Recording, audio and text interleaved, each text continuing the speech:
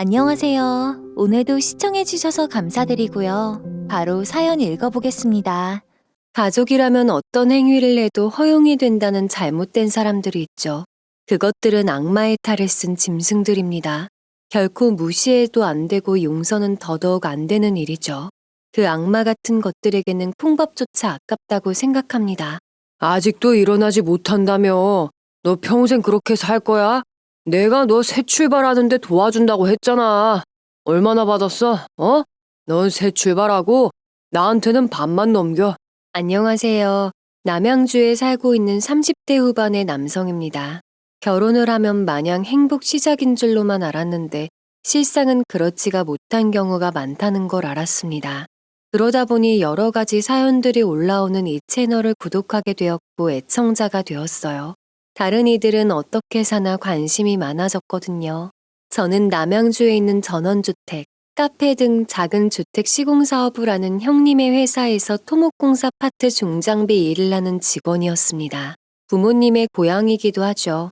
남양주가 전원주택지나 펜션, 카페 등이 유명하잖아요. 형님은 회사에서 설계 디자인 일을 하던 형수님과 결혼을 하셨어요.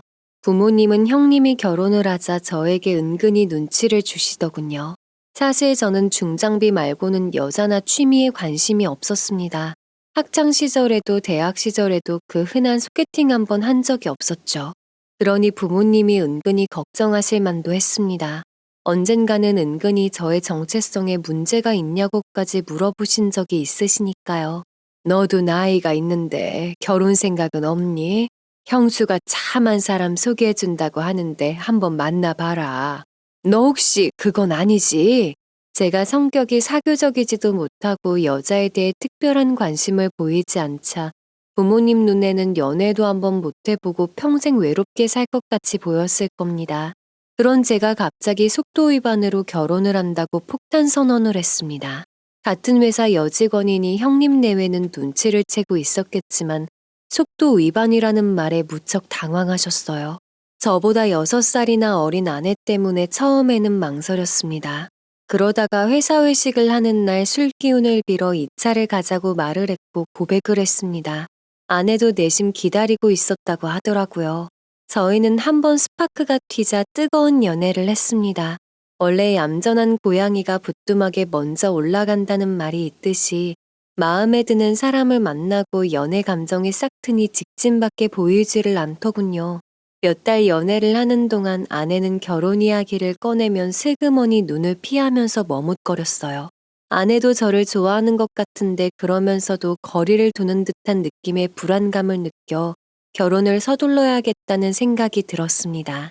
제가 처음으로 사랑이란 감정을 느낀 사람이었으니까요. 나는 자기랑 빨리 결혼하고 싶은데 자기 닮은 공주님도 빨리 보고 싶고 나 정말 가정적인 남편으로 잘할 자신 있어. 결혼은 좀 빠른 것 같지 않아요? 우리 부담 없이 연애만 하면 안 돼요. 난 지금이 더 좋은데. 자기는 나랑 결혼하는 것이 싫어? 뭐 결혼까지 할 만큼 좋아하지는 않는 거야? 솔직히 말해봐. 제가 솔직히 말해봐라. 혹시 무슨 문제가 있냐 하고 물어도 속 시원한 답을 해주지를 않았어요. 하지만 속도 위반의 결과가 나타나자 아내는 죽을 상을 하면서 임신인데 이제 어떡하냐고 하더군요. 저는 시치미를 뚝 떼고 뭐가 문제냐 하면서 일단 병원부터 가자고 했습니다. 병원에서는 임신 6주 차이니 태아가 자리 잡을 때까지는 조심하라며 산모 수첩을 만들어주고 일정을 잡아주었어요. 저는 싱글벙글하며 이렇게 된 이상 빠른 시간 안에 결혼하는 수밖에 없다고 했습니다. 그제야 아내는 걱정스러운 얼굴로 처갓집 사정을 이야기하더라고요. 아버지는 화물차 운전을 하시고 어머니는 식당에서 일을 하시는데 어린 시절 내내 생활고에 시달렸고 아버지는 술을 마시는 날이면 개차반이 된다고 했습니다. 그리고 위에 오빠라는 인간은 번듯한 직장도 없는 백수에다가 툭하면 찾아와 돈을 요구한다고요. 그래서 결혼을 하게 되면 저에게도 찾아와 횡포를 부릴지도 모르거니와 지금 결혼할 여력이 없다고 하더군요. 저보다는 2살이 어렸는데 듣자 하니 그 행동거짓 또한 개차반이었습니다. 툭하면 아내에게 못살게 굴고 술에 고함에 어떻게 저런 사람이 있나 싶을 정도의 남자였던 겁니다. 사실 현우 씨가 나한테 속물이라고 욕해도 좋아. 내 형편이 지금 현우 씨랑 결혼할 만큼 좋지가 않거든요. 현우 씨가 우리 집 형편 알고 나면 나를 버릴 거라고 생각했어요. 그런데도 현우 씨 옆에 있고 싶었어. 그래서 더욱 말을 못했어요. 아내의 사정을 들은 저는 솔직히 고민이 많이 되었어요. 결혼은 두 사람이 행복하려고 하는 것도 맞지만 집안끼리도 이어지는 관계라 떨어뜨려서 생각할 수 있는 문제가 아니었습니다. 게다가 저희 부모님이 아내의 가정사나 형편을 알게 되면 어떻게 생각하실지도 걱정이 되었어요. 하지만 우선 생각해야 할 것은 제가 아내를 사랑하는 마음이 우선이었고, 이제는 책임져야 할 제 아이를 품고 있다는 사실이었죠. 그래서 부모님과 형님 내외에게 결혼할 여자를 소개해드린다며 주말 저녁에 찾아뵙는다고 했습니다. 그 말에 부모님은 목소리 톤부터 달라지시면서 언제든지 대환영이라고 했어요. 그리고 다 함께 모인 그 자리에서 폭탄 선언을 했습니다. 저 갑자기 결혼한다고 해서 놀라셨죠? 저도 당황스러운데 저 곧 있으면 아기 아빠가 될 것 같아요. 그 순간 정적이 흐르면서 부모님과 형님 내외는 아내의 얼굴을 빤히 쳐다보았고 아내는 얼굴이 빨개져서는 고개를 숙이고 있었지요. 아무튼 그렇게 되었어요. 쑥스러우니까 더 이상은 물어보지 말고요. 상황이 갑자기 이렇게 돼서 빠른 시일 내에 결혼식부터 올려야 될 것 같은데요.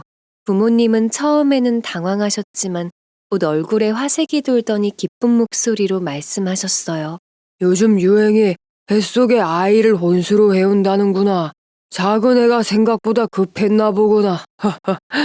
괜찮아요. 죄 지은 것도 아닌데 왜 고개를 숙이고 있어요. 몸 상태는 괜찮아요? 그렇잖아도 인사를 온다기에 맛있는 거 많이 준비했으니 많이 먹고 가요. 다행히 부모님은 아내를 따뜻하게 대해 주셨고 맛있는 식사까지 준비해 주셔서 분위기는 좋았습니다. 며칠 후 저는 부모님과 형님 내외를 따로 만나 아내의 집안 형편에 대해 말씀을 드렸어요. 그래서 결혼식 비용이나 혼수 등등 제가 모두 준비한다고 했습니다. 제가 하는 일이 중장비 일이다 보니 보수가 높아 모아놓은 목돈이 꽤 있었어요. 부모님은 이미 뱃속에 아이까지 있는데 당연히 책임을 져야 한다고 하시면서 며느리만 참으면 뭐가 문제냐고 하셨습니다. 사돈댁 형편이 안 된다고 하니 아내의 체면상 참석만 하시라고 했죠. 형님은 이번에 분양한 단지에 있는 소형주택에 신혼살림을 차리라고 하셨어요. 그러면서 있는 돈만 주고 나머지는 천천히 갚으라고 하셨죠. 가전제품은 주택 안에 대부분 설치되어 있었기 때문에 따로 마련할 것이 별로 없었습니다. 저는 아내에게 내용을 전하고 아무 걱정하지 말고 아이만 생각하라고 했어요. 그렇게 결혼식은 속전속결로 이루어졌습니다. 물론 아내의 집안 형편을 생각해서 간소하게 치렀어요. 결혼식을 올린 후 아내는 한동안 입덧이 심해 냄새만 맡아도 힘겨워했어요. 그래도 저를 위해서 김치찌개를 끓여놓고 기다렸죠. 입덧이 가라앉은 다음에는 부모님이 주말마다 불러 바비큐를 구워주셨고 아내를 딸처럼 대하시며 챙겼습니다. 부모님은 사과 농사를 하셨는데 바쁜 농장일에도 아내가 좋아하는 야채와 제철 과일들을 보내주셨어요. 아내가 어느 날 이런 말을 하더군요. 자기야, 내가 부모, 형제 복은 없는데 남편 복이랑 시부모님 복은 있나 봐. 나 부모님한테도 이런 관심과 사랑 못 받고 컸거든. 처음에는 자기랑 결혼하는 것이 두려웠었는데 지금은 하나도 겁 안 나. 정말 결혼 잘한 것 같아. 그럼 어디 가서 나 같은 남자를 만나. 절대 못 만나지. 그러니까 내 옆에 꼭 붙어 있어. 내가 더 행복하게 해줄게. 우리 싸우지 말고 평생 이렇게 잘 살자. 몇 달 동안 이래서 결혼을 하는구나 하고 아내와 행복한 나날을 보냈습니다.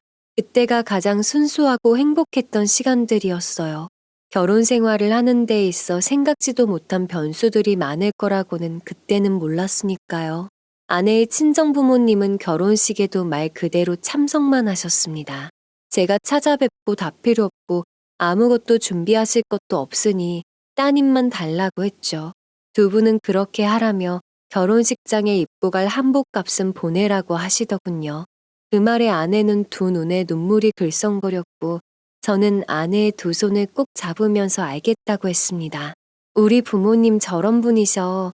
자기 실망했지? 자기한테 창피해서 죽겠어.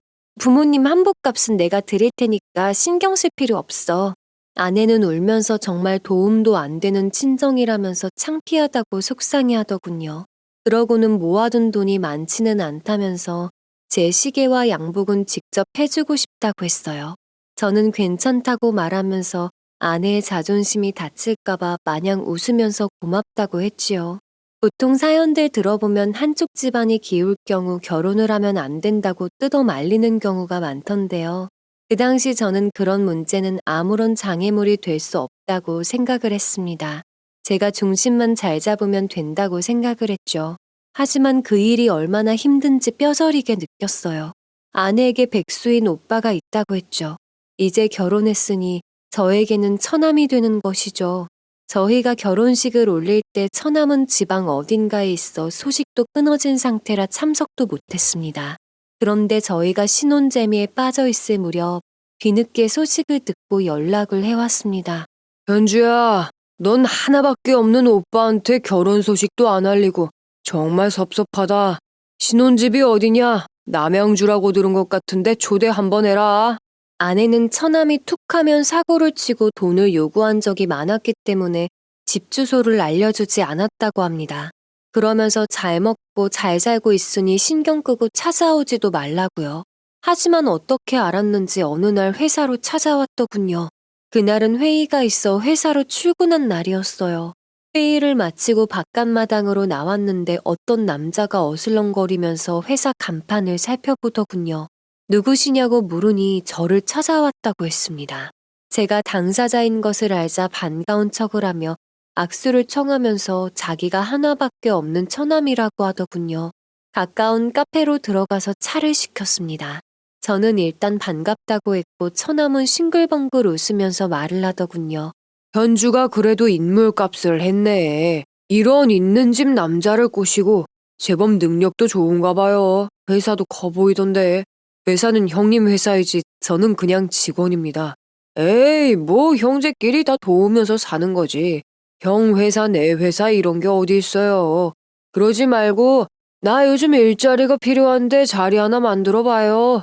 아무리 처남이라고 하지만 초면엔 너무 무례한 거 아닌가요? 먼저 여동생의 안부부터 물어야 하는 거 아닙니까? 아무튼 저는 그런 권한도 없습니다. 저의 분명한 거절에 처남은 불쾌한 표정을 지으면서 어떻게 단번에 거절을 하냐, 처남을 무시하냐고 말투가 거칠어졌습니다. 오늘 처음 봤지만 딱 봐도 불량스러워 보였고 정상적인 뇌를 가진 사람으로는 안 보였어요. 저 또한 험한 건설 현장에서 잔뼈가 굵은지라 눈 하나 깜짝이지 않고 단호하게 말했습니다. 아내가 처가 식구들과 더 이상 엮이고 싶지 않다고 했어요. 저도 아내가 싫어하는 일은 하고 싶은 생각도 없습니다. 그러니 이런 식으로 찾아오시는 거 불편합니다. 더구나 이런 부탁이라면 잘못 찾아오셨어요. 그리고 아내가 지금 예민한 상태이니 전화도 자제해 주셨으면 합니다. 처남은 인상을 써가며 있는 것들이 건방지게 사람 무시하는 것은 변함이 없다며 그래도 하나밖에 없는 친정이고 오라비인데 무시하고 잘 살 수 있을 것 같으냐며 말을 거칠게 하더군요. 그 말을 뒤로 하고 정중하게 차값은 계산하고 나가겠다며 먼저 일어섰습니다. 돌아오는 내내 저런 처남한테 계속 시달렸을 아내를 생각하니 측은하기도 하고 가슴이 답답해져 왔어요. 갑자기 아내가 보고 싶어져 아내가 좋아하는 마카롱을 사들고 집으로 향했습니다. 아내는 요즘 작은 화단에 꽃이 뿌리기에 한창이었는데 마침 밀짚 모자를 쓰고 화단에 물을 주고 있더군요. 화려한 햇살에 그 모습이 너무 눈부셔서 한참을 바라보았네요. 뜨거운데 왜 나와 있어? 너무 오래 있으면 아기한테도 안 좋아. 갑작스러운 저의 말에 아내는 깜짝 놀라 뒤돌아보더니 환하게 웃었습니다. 어머, 자기 웬일이야. 그리고 이 정도는 괜찮아요. 오히려 집안에만 있으면 안 좋아. 제가 마카롱을 내밀자 아내는 때마침 달달한 게 당겼는데 어떻게 알고 사왔냐면서 아이처럼 좋아했습니다. 내가 찾는 거 아니야. 우리 아기가 먹고 싶다고 하는 거야. 아내는 마카롱을 베어물며 능청스럽게 말을 했습니다. 그런 아내를 보며 오늘 처남이 찾아왔다는 이야기를 어떻게 꺼내야 할지 망설여졌어요. 아내가 마카롱을 다 먹고 시원한 차까지 마실 때쯤 이야기를 꺼냈습니다. 그러면서 일자리 부탁한 처남의 부탁을 거절해서 서운하냐고 물어봤죠. 아내는 아니라고 말을 했어요. 아니에요. 당연히 그 인간에게는 틈을 주면 안 돼요. 자기한테 미안해서 그러지 회사까지 찾아올 줄은 몰랐는데 이제 어떻게 해요. 쉽게 포기할 인간이 아닌데. 저는 걱정하지 말라며 스트레스 받으면 태아에게 안 좋다고 다독거렸습니다. 그리고 혹시 혼자 있을 때 찾아올지도 모르니 문단속 잘하고 웬만하면 집에 들이지 않는 것이 좋겠다고 이야기했습니다. 그리고 이미 집안에 CCTV가 설치되어 있긴 했지만 불안해하는 아내를 보니 걱정이 되어 보안 경비업체에 추가 시스템을 설치해달라고 했어요. 펜스 높이를 높였고 펜스마다 센서를 설치했어요. 그것도 모자라 언제든 집안을 볼 수 있게끔 제 핸드폰과도 연결을 시켜놨죠. 그제야 아내는 불안해하는 표정이 다소 풀리는 것 같았습니다. 그 후로도 처남은 아내에게 전화해서 몇 번을 다그쳤다고 합니다. 야, 너는 오빠가 일을 하고 싶다는데 네 남편한테 부탁도 못 해주냐? 너 그렇게 살면 못 써.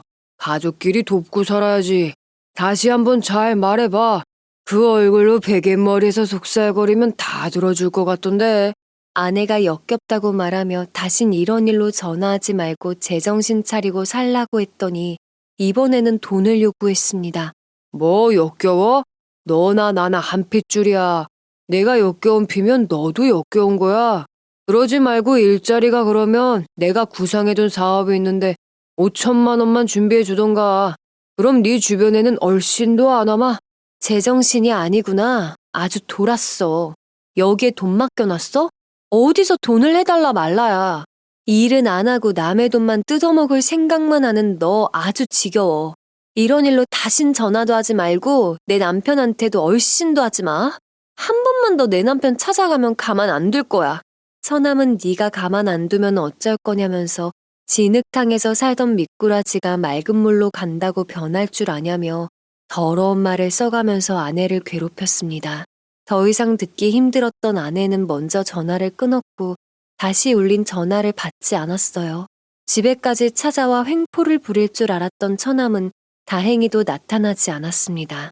나중에 알게 된 사실로는 다툼 사건에 연루되어 지방으로 피해 다녔기 때문에 못 나타났던 거였더군요. 다행히 뱃속의 아이는 건강하게 자랐고 막달이 되어 아내는 출산을 했습니다. 예쁜 공주님을 낳아준 아내가 그렇게 사랑스러워 보일 수가 없었지요.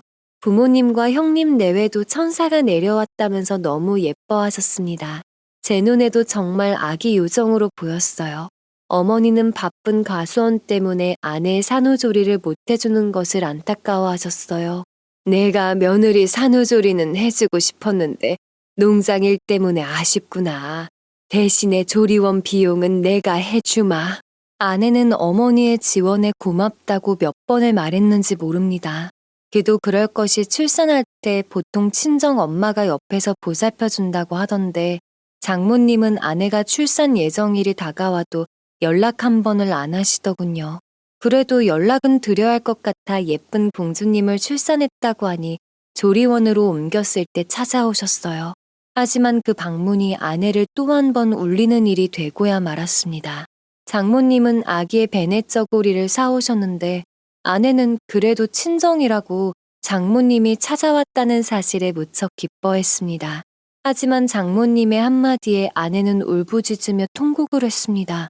장모님은 아기 옷을 건네주고 이런저런 이야기를 나누었는데 계속 제 눈치를 보는 것이 느껴지더군요. 제가 하실 말씀이 있으시냐 물었더니 돈 이야기를 꺼내셨습니다. 저기, 네 아버지가 술 먹고 사람을 쳐서 합의금이 필요한데 1,000만 원만 안 되겠니? 네 오빠가 그러는데 김서방도 돈도 잘 벌고 시댁도 잘 산다면서 그럼 1,000만 원이면 어려운 것도 아닐 것 같은데. 아, 엄마가 웬일로 내 걱정을 해서 오셨나 했어요. 출산한 지 얼마 안 되는 딸한테 지금 돈 달라고 오신 거예요? 그리고 아버지가 사고 친 합의금을 왜 제가 맨날 드려야 하는데요? 차라리 아빠 정신 못 차리시는데 엄마도 깨끗이 갈라서세요. 이제 걸리는 자식도 없으니 차라리 혼자 사시는 게 낫지 않겠어요? 어디 아빠 모르는 곳으로 도망가서 살라고요. 저는 아내에게 진정하라고 했고 장모님은 아내에게 말해봤자 통하지를 않자 아예 저를 보면서 요구를 하셨습니다. 자네는 이렇게 예쁜 딸까지 낳아주었는데 장인어른 합의금 1,000만 원이 아까운가? 원래 마누라가 어여쁘면 처갓집 말뚝만 보고도 절을 한다 하지 않는가? 제가 입을 열려고 할 때 문이 벌컥 열리면서 부모님이 들어오셨습니다. 그러고는 장모님을 향해 쓴소리를 하셨어요. 어쩌다 보니 문 밖에서 다 듣게 되었네요. 사돈, 이건 좀 아닌 것 같습니다. 출산한 지 얼마 안 된 아이한테 와서는 합의금을 요구하는 것은 부모로서 할 말은 아닌 것 같아요. 그리고 결혼 전까지 이런 일 있을 때마다 새아기가 도움을 준 것 같은데 더 이상은 하지 마세요. 저도 부모지만 자식한테 짐은 되지 말아야 하지 않나요? 새아기 이제 출가 외인이니 저희 가족으로 살 겁니다. 죄송하지만 이만 돌아가 주세요. 어머니의 단호한 추방에 장모님은 처음에 미안해하던 모습은 온데간데 없고 우습다는 듯이 쏘아붙였습니다. 사위도 자식이라는데 힘들 때 도와주기도 하는 거지 가진 사람들이 더 무섭다고 하더군요. 아내를 이만큼 키워준 공이 있는데 부모가 힘들 때 보태준 것이 당연하다고요. 왜 당연한 것을 무슨 죄인 취급을 하냐면서 시댁은 시댁이지 정말 딸처럼 생각한다는 것은 다 거짓말이라고 소리치며 말했습니다. 계속 듣고 있자니 머리에서 열이 뻗쳤습니다. 그때 침대에 앉아 창피해서 고개만 숙이고 있던 아내가 더 이상 못 참겠는지 벌떡 일어나 장모님을 밖으로 밀어냈습니다. 가요. 제발 좀 가요. 제 인생에서 제발 좀. 장모님은 문 밖에서도 어디 잘 먹고 잘 사는지 두고 보겠다면서 에이 퇴퇴하면서 돌아갔습니다. 아내가 문고리를 붙잡고 흐느껴 울자 어머니는 아내에게 다가가 말없이 안아주셨어요. 그 품 안에서 아내는 죄송하다면서 서럽게 울었습니다. 어머니가 다독이면서 물었어요. 아가, 내가 사돈한테 험한 말해서 섭섭하냐? 아내는 울먹이며 고개를 옆으로 저으면서 형편없는 친정 식구들 때문에 면목도 없고 정말 죽고 싶다고 했습니다. 어머니는 휴지를 가져와 아내의 눈물 범벅이 된 얼굴을 닦아주면서 말씀하셨어요. 아가, 울지 마라. 네가 부모를 선택할 수 있었던 것도 아니고 네가 잘못한 것은 하나도 없어. 그러니 그런 말은 하지도 말고 그런 마음조차 갖지를 말거라. 네가 자라면서 아팠던 만큼 우리랑 살면서 행복하면 되는 거야. 물론 너를 딸같이 여긴다고 하지만 우리도 사람이다 보니 살면서 섭섭한 일도 생기겠지. 그럴 때면 우리 마음을 나누면서 풀자꾸나. 그러면서 살면 되는 거야. 어머니의 따뜻한 위로에 아내는 고맙습니다 어머니 하면서 또 한 번 뜨거운 눈물을 흘렸어요. 사실 저도 부모님이 들어설 때만 하더라도 부모님이 아내에게 한 소리 하실까봐 걱정이 되었었어요. 그런데 그 흉을 들추어내지 않고 아내를 보듬어 주시는데 너무 감사하고 다시 한번 존경스러웠습니다. 어머니는 그만 울라면서 산모가 너무 울면 해롭다며 다 잊고 몸 회복에만 집중하라고 다독이고 또 다독이시다 돌아가셨습니다. 조리원까지 찾아와 돈을 요구했던 장모님은 어머니한테까지 쓴소리를 들어서 그런지는 몰라도 다행히 다시 전화를 내서 돈을 요구하지는 않았습니다. 저도 아내에게 몸 회복에만 신경 쓰고 우리 예쁜 딸과 저만 바라보고 살라고 다독였습니다. 아내의 상처받은 마음이 빨리 아물기를 기도하면서요. 여보, 쉬운 일은 아니겠지만 마음 편하게 먹어. 그래야 몸도 빨리 회복되지. 자기가 다시 상처받고 우는 모습 보고 싶지 않다. 자기는 나랑 우리 다현이만 보고 살면 돼. 그 후로 처갓집 식구들은 전화도 찾아오는 일도 없이 잠잠했어요. 아버지는 아내가 좋아하는 과일 등을 챙겨서 보내주셨고 어머니는 아내에게 더 자주 들르면서 챙겨주셨어요. 형수님도 조카 본다는 핑계로 자주 들러서 아내와 친구처럼 수다를 떨다가 놀다 가곤 했습니다. 가족들의 배려와 사랑으로 아내는 다시 웃음을 찾았고 모두의 사랑을 받으며 딸아이는 무럭무럭 자랐어요. 처갓집 식구들로 인해서 안 좋은 일도 있었지만 꿈이라고 할 만큼 행복한 나날이었습니다. 하지만 저의 이런 행복을 시기한 걸까요? 지금도 다시 생각하고 싶지 않은 사고가 일어났어요. 딸아이가 돌이 지난 무렵이었을 겁니다. 그날도 딸아이의 애교에 떨어지지 않는 발걸음을 움직여 집을 나서면서 아내와 딸아이에게 인사를 했습니다. 딸아이는 아내의 품에 안겨서 정확하지 않은 발음으로 손을 흔들며 배웅을 해주었죠. 엄마 힘들게 하면 안 돼. 그래야 주말에 할아버지 댁에 데려갈 거야. 딸아이는 부모님 댁을 좋아했어요. 그곳에 가면 동물 친구들도 많았고 마치 눈이 내린 듯한 사과꽃이 만개해 있었거든요. 그 속에 파묻힌 딸은 사랑스러운 요정과도 같았습니다. 출근길에 지나치는 과수원에는 따뜻한 봄 햇살에 연분홍 사과꽃이 수줍게 피어 있었습니다. 제 마음은 벌써 딸아이와 사과꽃이 만개한 한가운데 가 있었죠. 정말 아름다운 봄날이었어요. 그날은 저도 현장으로 나가 토목공사에 참여해야 했습니다. 포크레인에 올라 익숙한 손놀림으로 작업을 시작했어요. 작업하는 곳은 이미아라 꽤 가파른 곳이었고 마른 덩굴들을 걷어내기 시작했죠. 그렇게 작업에 열중하던 중 후진을 하던 차에 왼쪽 바퀴가 밑으로 내려앉는 느낌이 들어 브레이크를 걸었지만 뒤로 떨어지기 시작한 포크레인은 속수무책이었습니다. 포크레인이 떨어지면서 어딘가에 쿵 하는 순간 저는 정신을 잃었습니다. 그게 마지막 기억이었어요. 아, 딸아이와 약속을 했는데 어떻게 하지? 그 후로는 계속 암흑과 꿈속을 헤매는 듯한 시간 속에서 오락가락하며 보냈어요. 암흑이 아닐 때는 정신과 몸이 부유하는 듯한 느낌이었습니다. 몸에 감각은 없는데 그렇다고 죽었다는 느낌도 아니었죠. 마치 아련한 꿈속 같았어요. 기계음 같은 소리만 들릴 때도 있었고 아는 듯한 여인의 울음소리가 들리기도 했죠. 그렇게 암흑과 꿈속을 헤매다가 어느 순간 꿈속이 점점 선명해지더군요. 아내가 계속 저에게 속삭였어요. 눈 좀 떠봐요. 제발.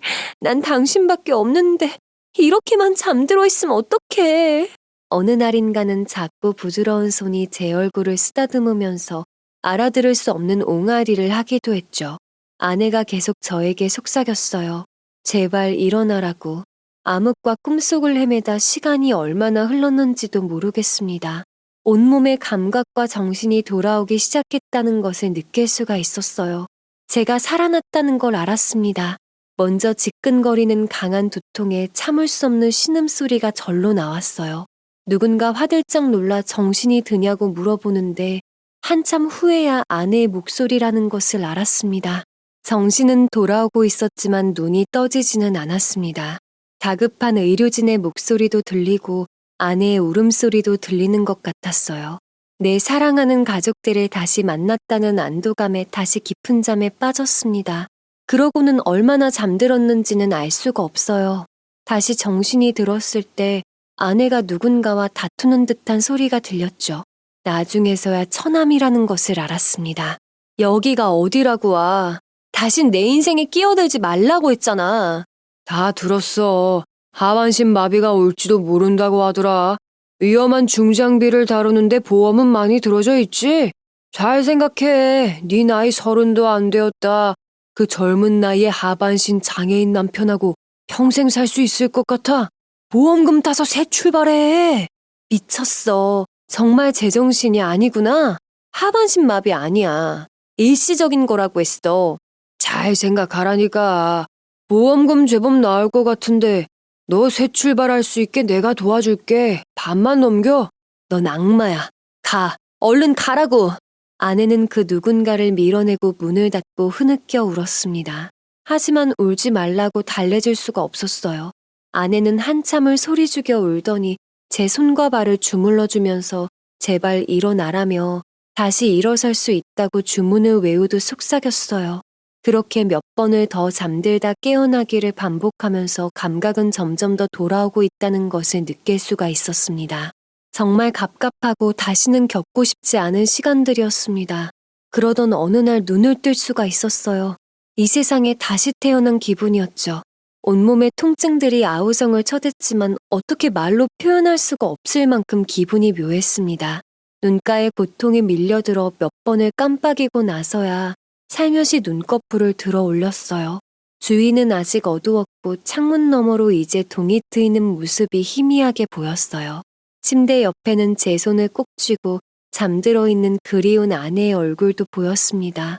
정말로 깨어난 건지 확인하고 싶어 손을 움직여 아내의 얼굴을 만져보았어요. 보드랍고 그리운 아내의 살결에 눈물이 왈칵 쏟아졌습니다. 저의 기척에 아내가 눈을 떴는데 입만 뻥긋할 뿐 말도 못하고 두 눈에 눈물만 그렁그렁 하더군요. 몇 분간을 우리 두 사람은 눈물만 흘리고 있다가 아내가 비상벨을 눌렀습니다. 그리고 안아주었어요. 고마워요. 진짜 고마워. 나 누군지 알죠? 아내는 몇 번을 확인하고 또 확인하더군요. 지난 기억을 가지고 있는지 확인하고 싶었던 것 같았어요. 그 뒤로는 의료진이 도착하고 보고 싶던 가족들까지 도착해서 정신이 없었습니다. 하지만 너무나 생생한 느낌에 행복할 뿐이었어요. 장하다. 잘했어. 이제 다시는 잠들지 마. 너무 오래 잠들어 있어서 모두 힘들었어. 어머님은 펑펑 우셨고 아버지도 눈가가 촉촉해지셨어요. 형수도 따라 울었죠. 형님은 말없이 제 손을 잡아주었습니다. 아마 형님이 마음고생이 심했을 것 같았어요. 현장에서 일하다가 벌어진 사고이니 가장 마음이 아팠을 겁니다. 그 중에는 제일 보고 싶었던 천사도 있었죠. 아빠를 알아보는지 빠 하면서 저에게 오겠다는 딸아이가 작은 손을 꼼지락거리며 제 얼굴을 만지는데 행복해서 죽을 것만 같았습니다. 형님은 그날의 사고에 대해 말해주었어요. 날씨가 풀리면서 땅이 다 녹은 줄 알았는데 꽃샘 주위에 뒤늦게 땅이 녹은 부분이 꺼진 것 같아. 나는 너 그냥 보내는 줄 알았어. 이렇게 깨어나줘서 정말 고맙다. 부모님도 많이 우셨지만 재수 씨가 마음고생이 장난 아니었어. 평생 갚으면서 살아야 될걸? 우선 회복하는 데만 집중하자. 그 후로 침대에 누운 채 이동해가며 여러 가지 정밀 검사를 받았어요. 제가 느끼기에도 다리에 감각은 있는데 일어서 걸을 수가 없다는 것을 알 수 있었죠. 제 상태에 대해 묻자 의료진은 머리를 다쳤지만 밖으로 출혈이 있어 다행이라 했고 기억에도 문제가 없어 보이고 두통만 가라앉으면 괜찮을 것 같다고 했어요. 문제는 하반신인데 왼쪽 다리가 골절이 된 상태라 핀을 박는 수술을 하고 통깁스를 해놓은 상태였습니다. 허리신경이 눌린 부분은 수술이 필요한지 두고 봐야 한다고 했어요. 일단 다리가 나아서 걸어봐야 정확한 상태를 알 수 있다고요. 다른 자잘한 상처들은 딱지가 지고 떨어지면 새살이 돋을 테니 문제될 것이 없다고 했습니다. 당분간 딸아이는 어머님이 맡아서 길러주시고 아내는 제 옆에서 한시도 떠나려 하지 않고 간병을 했어요. 부모님이나 형님 내외가 간병인을 쓰자고 해도 요지부동이었습니다. 어머니, 저 괜찮아요. 다현 아빠가 깨어나니까 없던 힘도 생기는걸요. 다시는 떨어지고 싶지 않아요. 아내가 쪽잠을 자고 간호하는 것이 안쓰러웠지만 저 또한 아내가 옆에 붙어있는 것이 행복했어요. 그냥 보고만 있어도 좋았지요. 하지만 가만히 있지 못하는 저의 성격상 몇 주간 병원 생활이 너무 갑갑하고 숨통이 막혀오는 것 같았습니다. 그래서 의료진과 아내에게 제발 좀 집에 가게 해달라고 했어요. 아내는 안 된다고 했지만 의료진은 깁스도 풀어서 약물 치료는 다 했다고 했습니다. 그러면서 찜질이나 재활치료는 가까운 병원이나 집에서 전문의를 통해 해도 된다고 했습니다. 저희 성화의 부모님과 아내는 반대를 했고 형님은 워낙 제 성격을 잘 아는지라 집에 재활치료 도구를 설치하고 전문의를 붙여준다고 했습니다. 너를 누가 말리니? 재활 비용은 걱정하지 마라. 회사에서 보험이 가입되어 있어 사고 보상금이 나올 거야. 그리고 재활치료 비용은 회사에서 부담할게. 사고로 죽을 뻔했지만 워낙 직업이 위험군이다 보니 어머니도 저도 형님 회사에도 여러 개의 보험에 가입이 되어 있어 비용은 전혀 문제가 되지 않았습니다. 오히려 몇 년 동안은 일을 안 하고도 쉴 수 있는 만큼의 보상금이었으니까요. 저는 허리부터 힘이 들어가지 않아 침대에 누운 채 집으로 퇴원을 했습니다. 하지만 사람의 마음이 참 간사하더라고요. 집에만 오면 날아갈 것 같고 빨리 나을 수 있다는 저의 희망적인 바람은 몇 주 안에 사그라들었습니다. 아내가 온갖 찜질을 해주고 재활 전문의가 매일 와서 치료를 도와주어도 허리에 힘을 줄 수가 없었어요. 허리에 힘이 들어가야 다리도 재활이 되는데 그게 안 되니 속이 터져왔습니다. 원래 짜증도 안 내던 성격인데 언제부터인가 아내에게 짜증을 부렸어요. 하루하루 사는 것이 갑갑하고 이러다가 영영 불구로 사는 것은 아닌지 두려움이 생기더군요. 아내는 저의 짜증을 다 받아주고 화장실 수발까지 들었죠. 연약한 아내에게 의지해야만 하는 자신이 치욕스러워 더욱 아내에게 심한 말을 하기도 했습니다. 그래도 아내는 화 한 번 안 내고 다독여 주었어요. 자기 강한 사람이잖아. 이겨내야 해. 다시 일어날 수 있어. 왜 자꾸 무너지려고 해. 이러다가 영영 못 일어나면 당신은 나를 버릴 건가? 하긴 당신 나이 30도 안 되었는데 사람 구실도 못하는 나랑 평생 살긴 힘들겠지. 저는 계속 비뚤어진 말로 아내를 건드렸고 그런 저에게 아내는 지극정성으로 찜질과 재활 전문의를 도와 치료에 힘을 보탰습니다. 아마 저는 아내가 이런 저를 정말로 버리고 떠날까봐 겁이 나서 모질게 대했던 것 같습니다. 저의 모진 태도도 그나마 가끔씩 부모님이 딸아이를 데려올 때는 딸의 재롱으로 그나마 숨통이 트이는 것 같았어요. 그러던 어느 날 제가 낮잠이 들었을 때 초인종 소리가 울렸습니다. 그 소리에 잠이 깼는데 아내는 제가 깰까봐 찾아온 이를 집 안으로 들이지 않고 밖으로 나가는 소리가 들렸습니다. 저는 이상하게 불안해서 심장이 쿵쾅거렸어요. 그래서 핸드폰에 연결되어 있는 보안 앱으로 밖의 상황을 살폈습니다. 밖에는 한동안 잠적했다던 처남이 찾아왔더라고요. 저는 예전처럼 처남이 아내를 위협할까봐 스피커를 켜고 대화 내용을 들었어요. 미쳤어? 내가 다신 찾아오지 말랬잖아. 더는 너랑 볼 일 없어.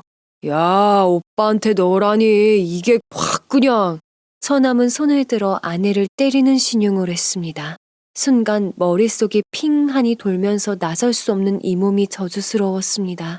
그래서 일단 처남을 쫓아내기라도 해야 할 것 같아 경찰에 신고부터 했습니다. 그리고 형님한테 전화를 했어요.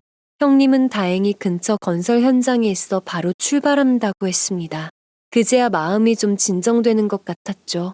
아내와 처남의 언쟁은 계속 이어졌어요. 오빠가 오빠다워야 대우를 해주지. 여기가 어디라고 자꾸 찾아오는 거야? 당장 가. 아, 내가 잡는다. 저번에 병원에서 말했던 거 생각해봤어? 너 아직 아가씨라고 해도 다들 믿어. 지금쯤이면 보험금 받았을 것 같은데 얼마나 나왔냐? 엄청 나왔지? 내가 또 그런 쪽은 빠삭하잖아. 처남의 말을 듣는 순간 온몸이 빳빳하게 굳어버렸습니다. 그리고 병원에서의 기억이 떠올랐죠.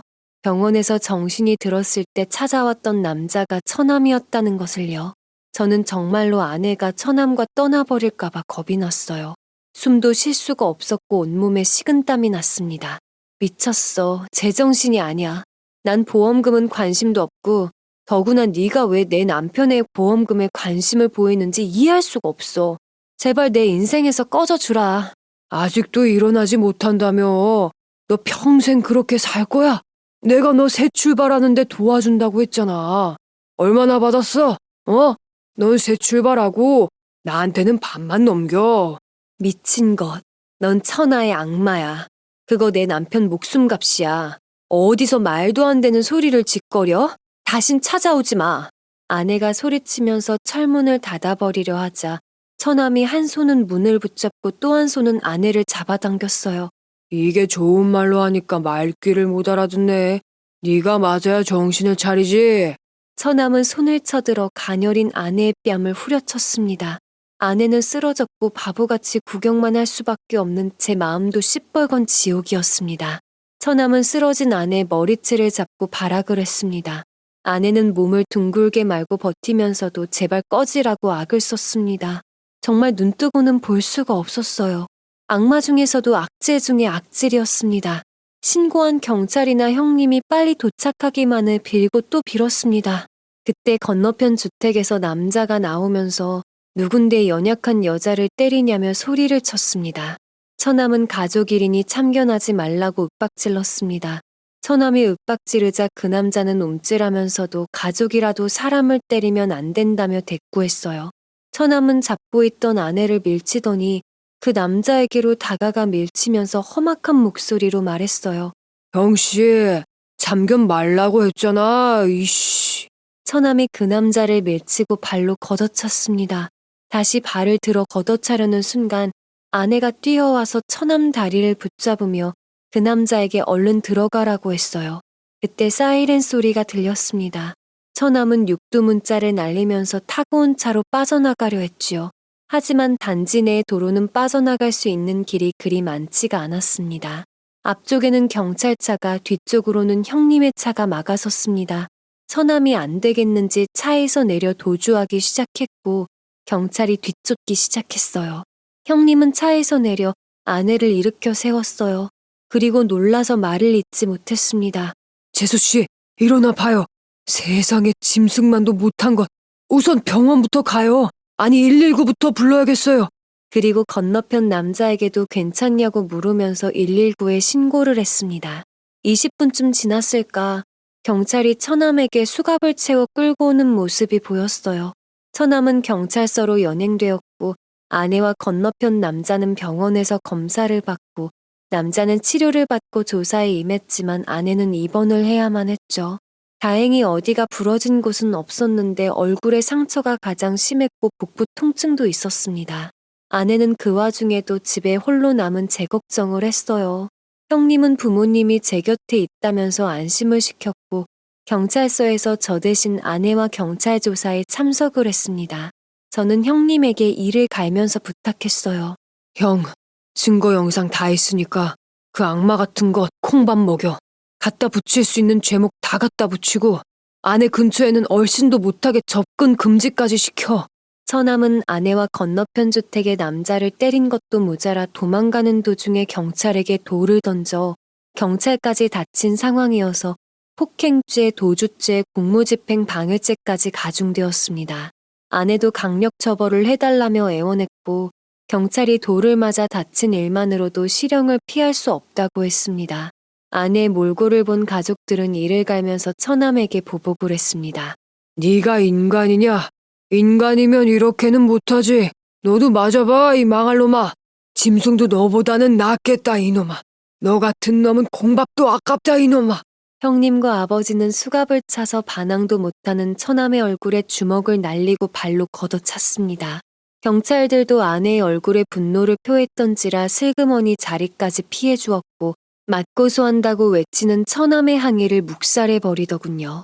그리고 건너편 집 남자분께 찾아가 정말 고맙다는 인사와 사례금을 드렸습니다. 처남은 기존 사기 전과와 이번 다툼 사건에 연루된 사건까지 있어 바로 구속되고 재판부는 악질 중에서도 악질이라며 징역 5년을 선고했어요. 처남은 항소했지만 반성의 기미가 안 보인다며 형량만 가중되었죠. 그 악마를 제 손으로 죽이고 싶었지만 법의 심판에 맡길 수밖에 없었어요. 병원에서 2주 이상 입원 치료를 받아야 하는 아내는 일주일이 지나자 집으로 돌아왔어요. 얼굴과 몸 군데군데 시퍼런 멍을 달고 말이죠. 그리고 가족들과 제 앞에서 죄인처럼 고개를 들지도 못하고 오열을 했습니다. 어머니는 가슴을 탕탕 치면서 함께 울면서 달래주셨고요. 아이고, 이 고운 얼굴이. 에휴, 짐승만도 못한 것이 어디 감히. 저는 오히려 위험한 상황에서 막아주지도 못한 바보라며 몇 번에 미안하다고 했죠. 그 일이 있고 이를 악물고 재활에 전념을 했습니다. 3개월이 지나서야 허리가 단단해진 걸 느낄 수 있었고 5개월이 되어서는 휠체어에 앉을 수 있었습니다. 그리고 다시 목발을 짚고 걸었고 1년이 지났을 때 다리에 핀 제거 수술을 받고 나서 다시 재활을 거친 후에야 절뚝거리면서 걸을 수 있었어요. 제가 다시 걸을 수 있게 되자 아내가 어렵게 말을 꺼냈습니다. 자기야, 난 자기가 중장비 다시 하는 거 무서운데 우리 부모님 과수원 도우면서 함께 살면 어때요? 당신 없을 때 나 혼자 집에 있는 것도 무섭고 어차피 다현이도 부모님 댁 가면 좋아하고 부모님도 일주일이 멀다 하고 다현이 보러 오시잖아. 하긴 나도 다시 운전대 앉으면 멀미날 것 같아. 그리고 자기 혼자 집에 두는 것도 불안하고 1년은 더 쉴 생각이니까 쉬면서 생각해보자. 저도 아내만 혼자 집에 있는 사이에 또 무슨 일이 벌어질까 두려운 마음이 생겼고 중장비 트라우마가 생긴 터라 형님과 상의를 하였어요. 형님 역시 정색을 하며 반대를 하더라고요. 난 네가 다시 중장비하는 거 반대야. 차라리 몸이 완전히 회복이 되면 부모님 과수원 일 돕는 게 낫지 않겠어? 부모님 또한 반대를 하셨고, 그럼 저희가 부모님 댁에 들어와 함께 살겠다고 하자 깜짝 놀라시면서도 엄청 좋아하셨습니다. 딸아이가 제법 커서 재롱질을 부리니 매일매일이 손녀딸이 눈에 아른거린다 하셨으니 좋아하실 수밖에요.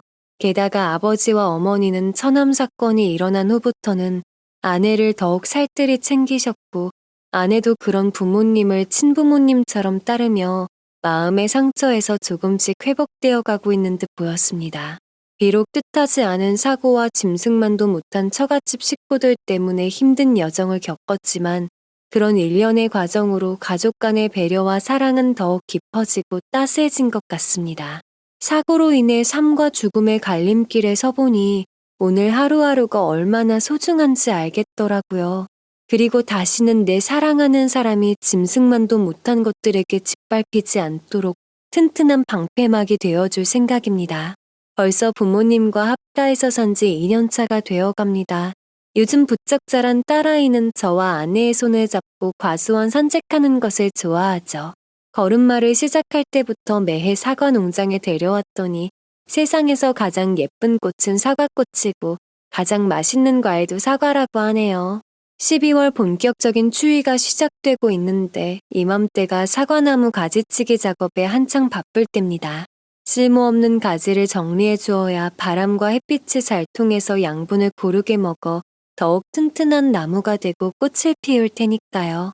오늘도 제가 아버지와 사과나무 가지치기를 하고 있는데 아내와 딸은 고사리 같은 손으로 도와주겠다고 나섰네요. 그러면서 딸아이는 자기가 좋아하는 사과꽃은 언제 피어나냐고 물어보죠. 아빠, 꽃은 언제 피어요? 아직 추워서 안 나오는 거야? 맞아. 이 메마른 가지가 추운 겨울을 견뎌야만 연분홍 꽃잎이 수줍게 피어날 거야. 이렇게 견뎌야 가지는 더욱 굵어지고 튼튼해지지. 지금은 꽃을 피우기 위해 몸을 웅크리고 때를 기다리고 있는 거거든. 인생도 그런 것 같습니다.